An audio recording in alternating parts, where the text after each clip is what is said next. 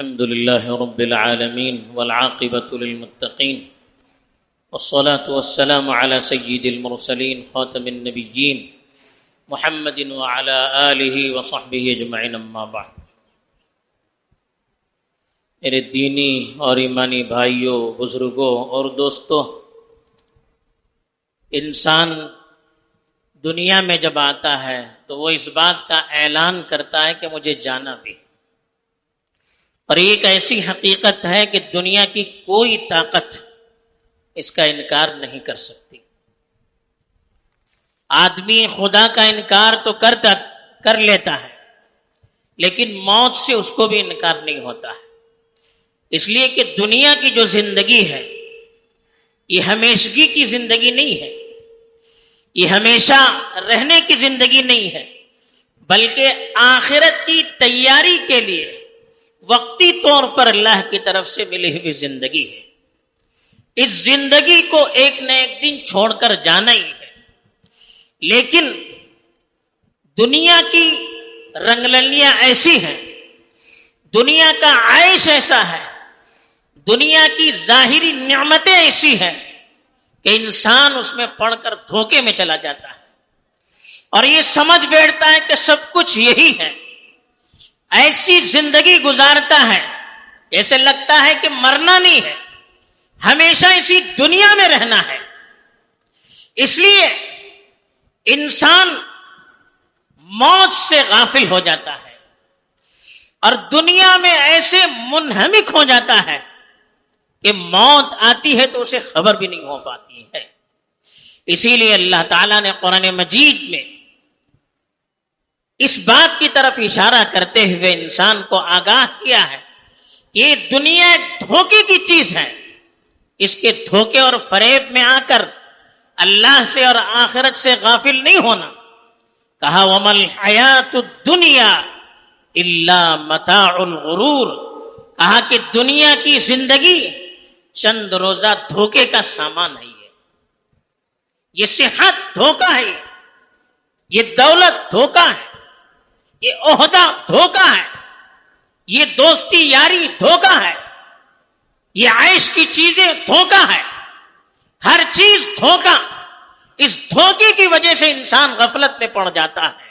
وَغَرَّتْكُمُ الْحَيَاةُ الدُّنْيَا، کہا کہ دنیاوی زندگی نے تمہیں دھوکے میں رکھا ہے۔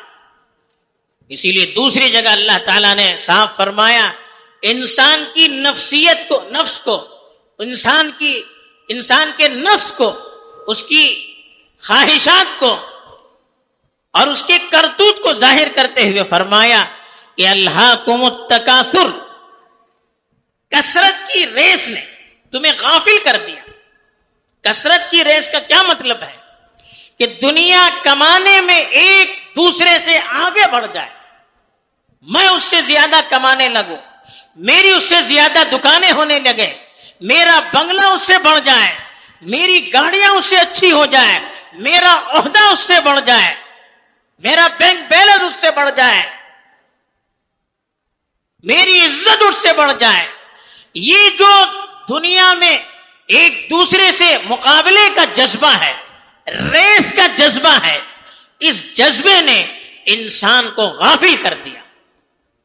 حتی زرتم المقابر، یہاں تک کہ تم قبر میں پہنچ گئے، احساس نہیں رہتا، اسی میں انسان غافل ہو جاتا ہے۔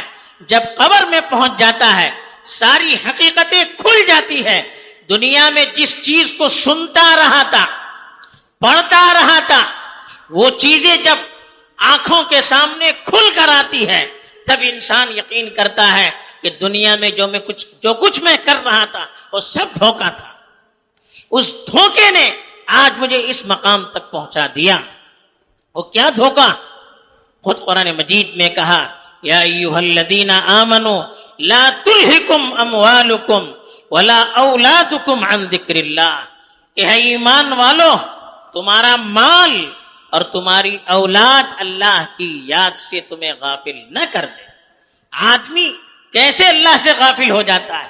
اپنی دنیاوی زندگی کی وجہ سے، مال کی دھن، کمائی کی دھن، دولت کا نشہ، یہ انسان کو اللہ سے غافل کر دینے والا ہے۔ ایسے ہی اولاد کی محبت، ان کی خواہشات پوری کرنا، ان کی مرضیات کو پوری کرنا، اس میں انسان اپنے آپ کو فنا کر دیتا ہے، اسے احساس بھی نہیں رہتا کہ میں کہاں چلا جا رہا ہوں، اللہ سے اور اپنی حقیقی منزل آخرت سے کتنی دور تک میں پہنچ چکا ہوں، اسے احساس بھی نہیں رہتا۔ اور موت تو ایسی ہے جو اٹل بھی ہے، اور اس کے لیے اللہ نے وقت بھی مقرر کر دیا ہے، جو وقت اللہ نے اس کے لیے مقرر کر دیا ہے اس وقت سے ایک سیکنڈ کے لیے بھی موت چوکتی نہیں ہے۔ آدمی کتنا بھاگے، کتنا اس سے بچنے کی فکر کرے، وہ بچ نہیں سکتا۔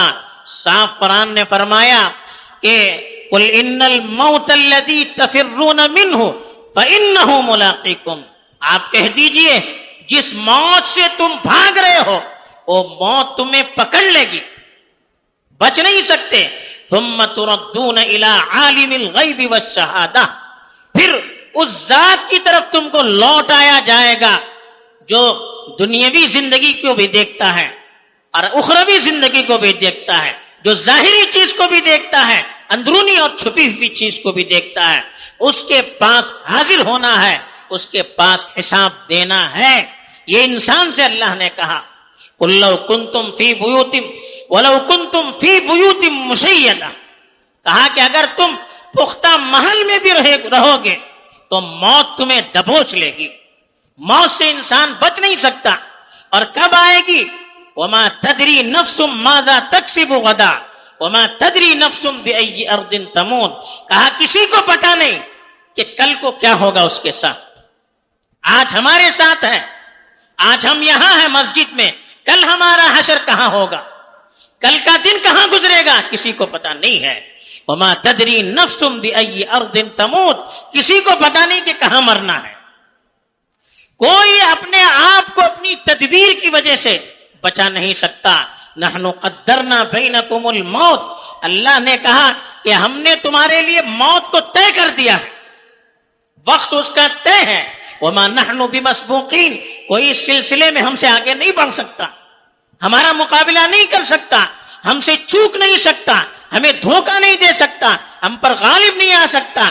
جو وقت، جو حالت، جو زمین، جو علاقہ اللہ نے طے کر رکھا ہے وہاں پر موت آ کر رہے گی، کوئی اس سے اپنے آپ کو بچا نہیں سکتا، اللہ کے فیصلے کو کوئی طاقت ٹال نہیں سکتی۔ فَإِذَا جَاءَ أَجَلُهُمْ لَا يَسْتَأْخِرُونَ سَاعَةً وَلَا يَسْتَقْدِمُونَ، جب وقت مقررہ آ جائے گا، موت کے لیے اللہ نے جو وقت طے کر رکھا ہے وہ وقت جب آ جائے گا، ایک منٹ کے لیے بھی نہ آدمی آگے اپنے آپ کو بڑھا سکتا ہے نہ پیچھے کر سکتا ہے۔ وقت سے پہلے مرنے کے لیے آدمی ہزار کوشش کرے، موت آتی نہیں ہے۔ وقت آنے کے بعد بچانے کی لاکھ کوشش کرے، اس کی موت اس کو آتی، اس کو کوئی چیز بچا نہیں سکتی، کوئی تدبیر بچا نہیں سکتی۔ جب یہ ہماری حیثیت ہے کہ ہمیں خود پتہ نہیں کہ موت کب آنے والی ہے، کب ہم کو جانا ہے، تو ہمیں کب تک اس غفلت میں رہنے کا اختیار رہتا ہے؟ اس سے بڑھ کر دھوکہ کیا ہے کہ جس چیز کو چھوڑ کر جانا یقینی ہے، جہاں پر رہنے کا کوئی یقین نہیں ہے، جہاں سے جانے کا پروانہ کب آ جائے ہمیں پتہ نہیں ہے، اس کے لیے ہم سب کچھ کر دیں۔ اور جس آخرت پہ ہمیں جانا ہے، جس قبر کے مراحل سے ہمیں گزرنا ہے، جہاں ہمیش کی زندگی ہمیں گزارنی ہے، اس کے لیے ہم کوشش نہ کریں، کتنی بیوقوفی کی بات ہے۔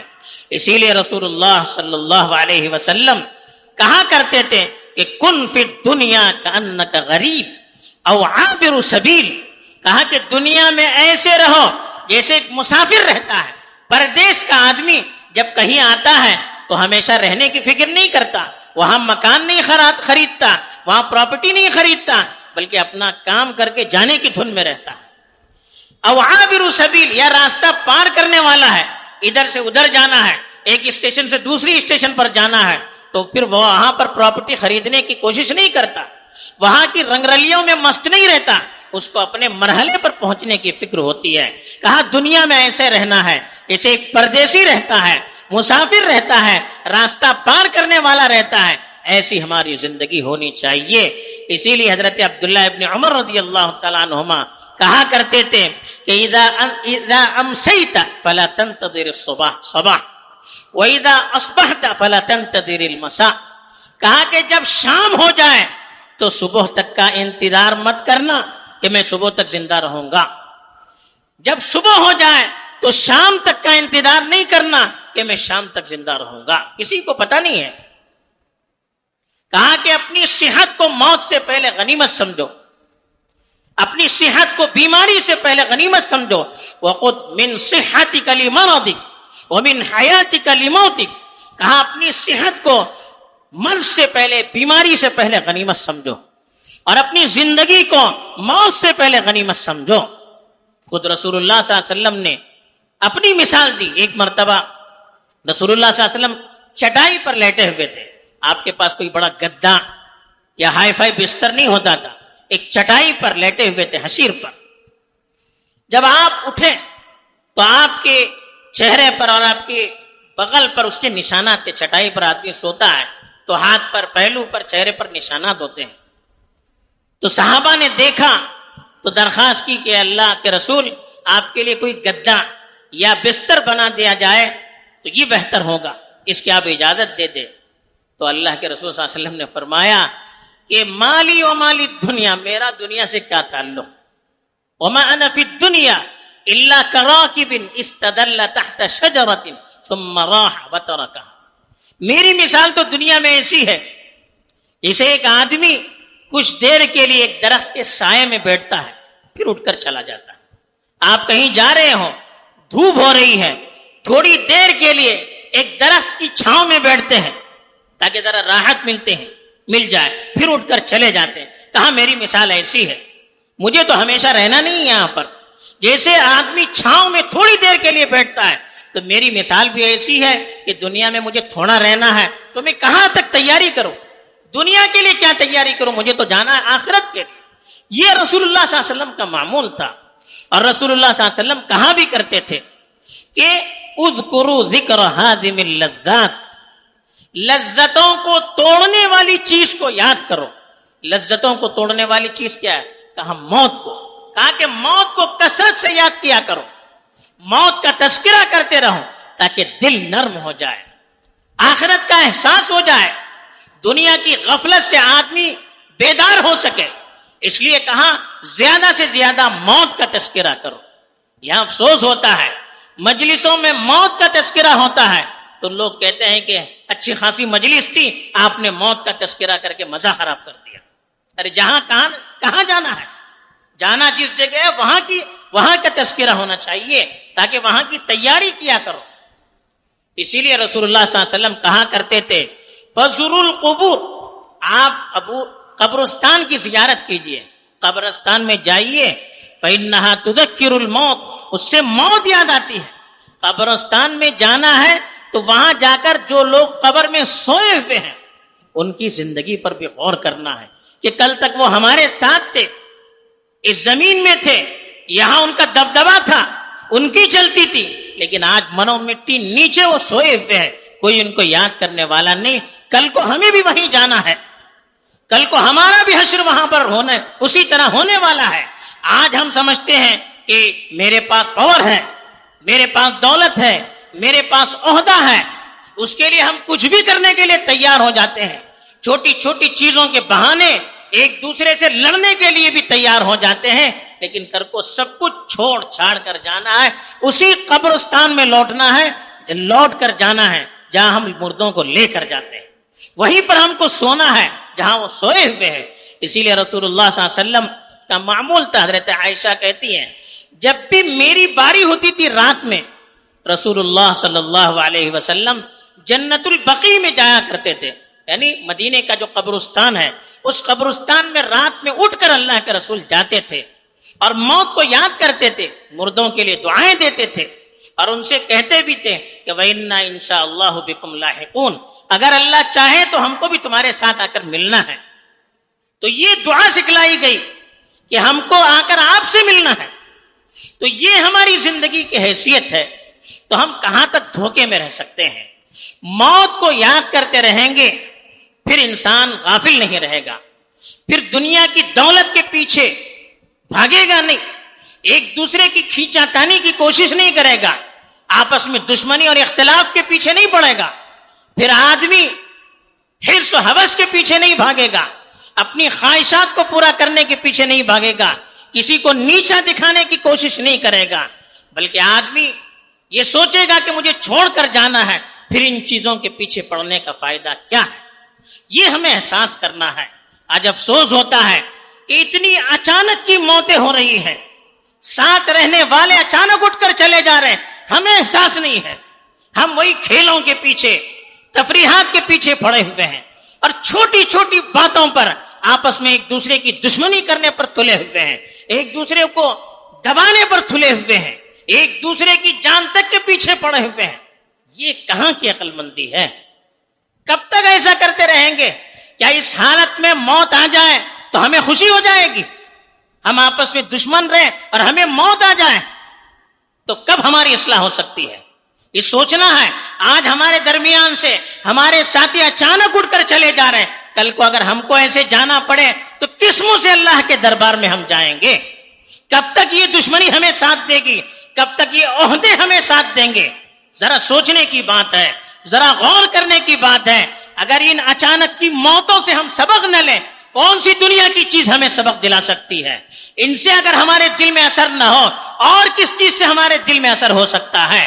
اگر اس سے ہم اپنے موت کی تیاری نہ کریں, کون سی چیز ہمیں موت کی تیاری پر آمادہ کر سکتی ہے؟ یہ سوچنے کی بات ہے, غور کرنے کی بات ہے. ہم سمجھتے ہیں وہ چلے گئے, ہم کو جانا نہیں, یہ ہم نہیں سوچتے. ہمیں سوچنا چاہیے کچھ دیر کے لیے, جیسے آج وہ گئے کل مجھے بھی اسی طرح جانا ہے. یہ یقین کر کے اگر ہم سوئیں, جیسے عبداللہ ابن عمر رضی اللہ تعالی عنہ نے کہا تھا کہ جب شام ہو جائے صبح کا انتظار مت کرو, سوچو کہ یہی آخری میری رات ہے. جب صبح ہو جائے شام تک کا مت سوچو, بلکہ یہ سوچو کہ یہی ہماری آخری صبح ہے. یہ اگر ہماری کیفیت ہوگی تو پھر آخرت کی ہم تیاری کریں گے, اور دنیا کے لیے آپس میں لڑیں گے نہیں, مریں گے نہیں. دنیا کے لیے ہم اپنے آپ کو اللہ سے غافل نہیں کریں گے. دنیا کی کوئی چیز, دھن دولت, عہدے ہمیں آخرت سے غافل نہیں کر سکتے. یہی ہمیں ان آیات اور احادیث سے بھی سبق لینا ہے, جس کی ابھی آپ کے سامنے جس کا تذکرہ کیا گیا, اور ان اموات سے بھی ہمیں سبق لینا ہے جن سے ہم دوچار ہو رہے ہیں. اللہ تعالیٰ مجھے بھی توفیق دے, آپ کو بھی توفیق دے. آمین. وآخر دعوانا الحمد للہ.